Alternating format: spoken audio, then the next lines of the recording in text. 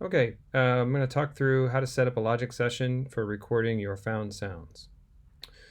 First, you're going to start Logic, and it's in the dock. It looks like this Platinum record here. And you're going to essentially choose a new empty project. Hit OK. If you've never used Logic before, but you've used GarageBand, it's similar to GarageBand with just a lot more features and things. You're going to select an audio type of setup, and your audio input is going to probably be fine, but basically you're using the inputs from the Focusrite in the EMS. Your audio inputs and outputs you can set up here. You can set up the amount of tracks. For this, you're going to record 3 different sounds, so you might want to start with 3 tracks and hit create. I'm making this video in my office on my laptop, so it's going to be a different sort of set of parameters, but that's okay.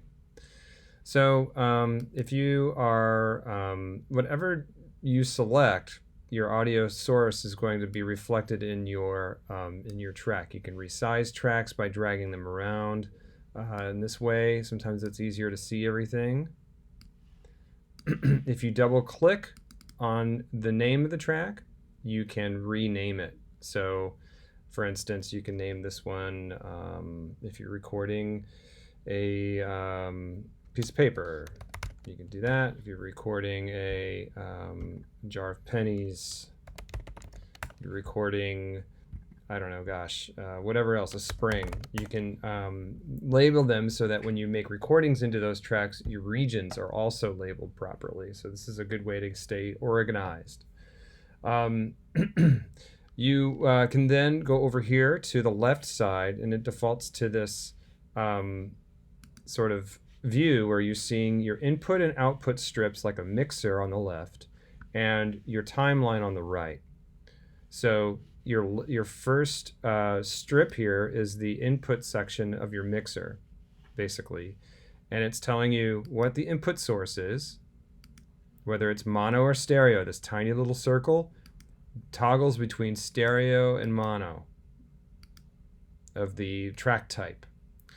Then you've got your inserts, basically your effects if you want. It's got options for busing, which we'll eventually talk about. And then this is going to show you your output, where it's going. This is going to go to my stereo output. This is a pan knob, and this is a volume slider, like on a mixer. So you're going to set this at 0, which means no change initially. And it should reflect a volume of your input source. So notice that if I change my input source to something else, it will not reflect the volume of my voice. It's not able to hear it. So it has to be able to hear the right input. So that would be important. If your input is, say, on the Focusrite input 3, you need to set the input to input 3 if you want to record that source. So this has to agree with the source on the Focusrite on the front, of the input of the Focusrite. To record anything in here, you record enable the track by clicking the R down here or up here. If you have other stuff on other tracks, you might want to solo this track. You're going to listen to it on headphones and hit record. It defaults to having a click track count off, and you can disable that over here. You can also select the view by clicking the downward arrow up here and clicking time instead, perhaps. Now this is SMTPE time, so it's going to give you that first hour designation. That's for motion pictures. It's hard to get rid of that. It requires some acrobatics to get rid of that, and it's just fine. Just ignore the 1 hour. I think it's easier that way. If you need to adjust the input gain, you can do that over here, right? Making sure your levels are strong enough. That's actually output gain. I'm sorry. That's best done on the front of the mixer at the input gain section. This is going to be your output levels. All right. You can also adjust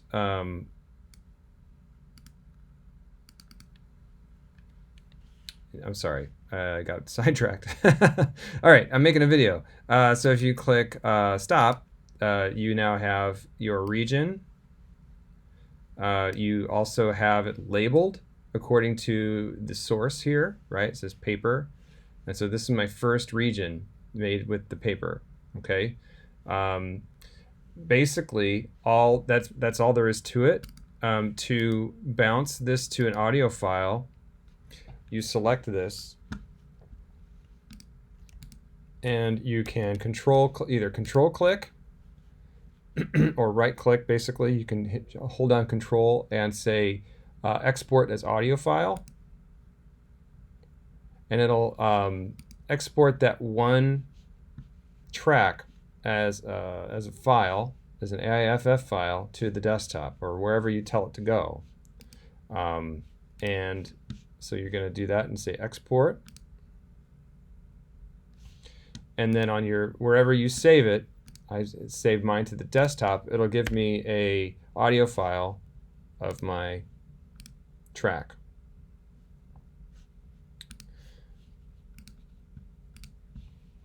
Another option is to bounce from the bounce menu. So from file, you can go to bounce, and you can bounce project or section.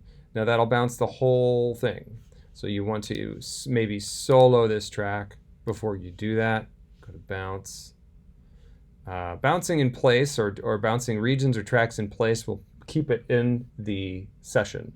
So you want this to go out of the session so you can upload it for to the Dropbox. So you're going to do this selection or Command B. And in this way, you can generate both an audio file and an MP3, or I'm sorry, both an AIFF file and an MP3, and hit OK. I'll ask you where to save it, and I'm going to save it to the desktop just for this demonstration. Hit OK, and if it's soloed, it'll only export this track. And then you go find your stuff. Mine is on the desktop, and this is my MP3 of your track, or my track. All right? All right.